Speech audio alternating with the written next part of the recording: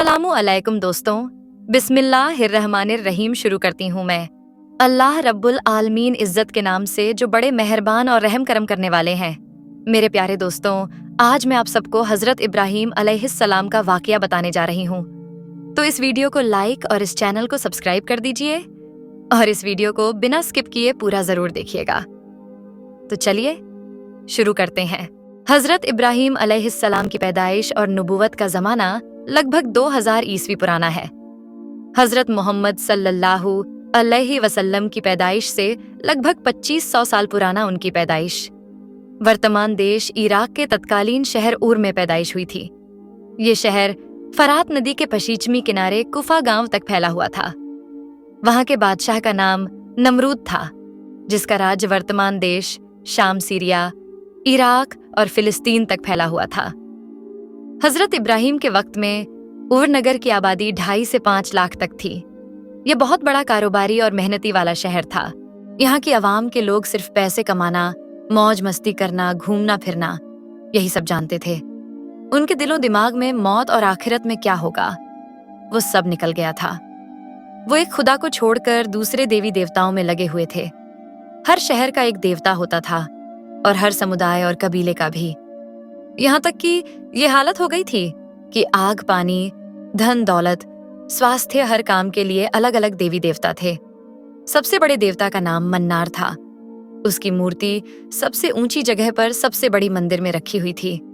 हजरत इब्राहीम अलैहिस्सलाम को बचपन से ही कौम के द्वारा सोच विचार करने वाली अवस्था पूजे जाने वाली देवी देवताओं के खिलाफ थे। वो सोचते रहते कि दुनिया, आसमान, सूरज, चांद, तारा, हर चीज को किसने बनाया?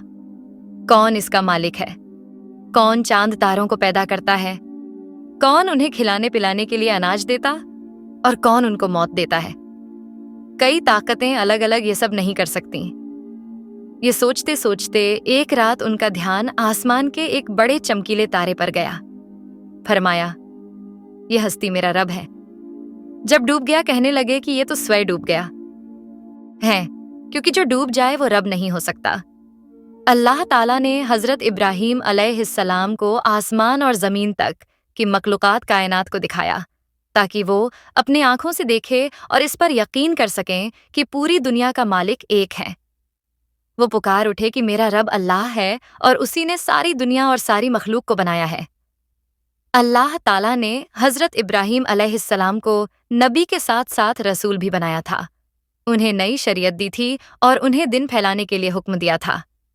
आप अलैहिस्सलाम ने अपने वालिद से पूछा कि वालिद साहब, आप इन बुतों की पूजा और बंदगी क्यों करते हैं, जो कि ना सुन सकते हैं, ना देख सकते हैं और ना बोल सकते हैं और ना ही आपका कोई काम कर सकते हैं? पूरी दुनिया का मालिक अल्लाह है, जिसने मुझे इल्म से नवाजा है, जो आप लोगों के पास नहीं है। आप मेरी बात मान लें। मैं आपका बेटा हूं और मैं आपको सच्चा और सही रास्ता दिखाऊंगा। इन देवी देवताओं की पूजा को छोड़कर अल्लाह के बनाए हुए रास्ते पर चलिए। शैतान ने आप सबको बहका दिया है। वो इंसानों का खुला दुश्मन है। उसने अल्लाह की नाफरमानी की थी, इसीलिए उसे जन्नत से निकाला गया था।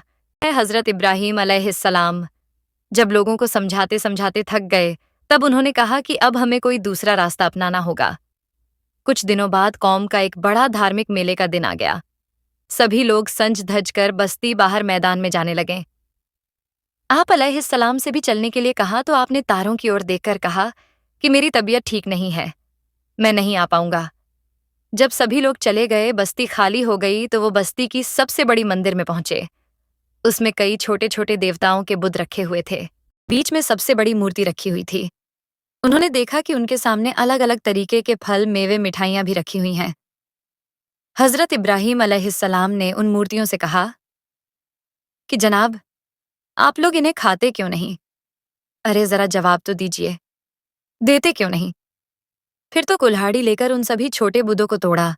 किसी का हाथ, किसी का पांव, किसी का सर, सबके टुकड़े टुकड़े कर दिए, लेकिन बड़े बुत को बचा दिया और कुल्हाड़ी उनकी गर्दन में लटका कर चले गए।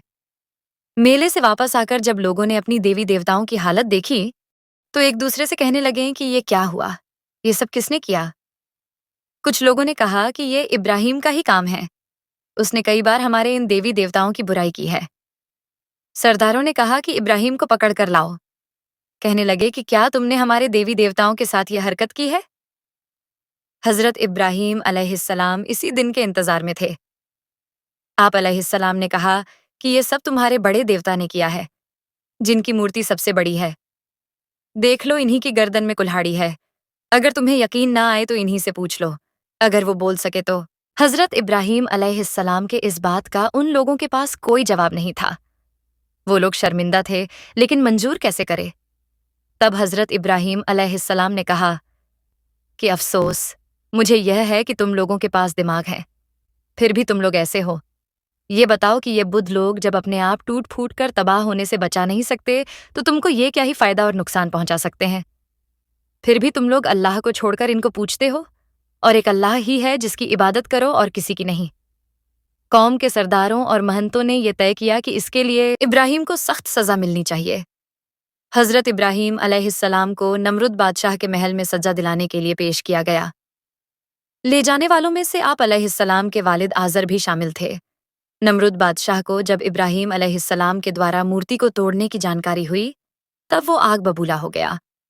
وہ اپنی پرجا کے لیے سوامی اور بڑا دیوتا بھی تھا، اور اس کی پرجا نمرود کو بھگوان کے سمان مانتی تھی، اور اسے یقین ہو گیا تھا کہ ابراہیم کی وجہ سے ہمارا پرانا دھرم جو چلا آ رہا ہے وہ سب ختم ہو جائے گا، اور اس کی وجہ سے میری سلطنت اور ریاست بھی ختم ہو جائے گی، اس لیے اس کو سزائے موت دینا ضروری ہے۔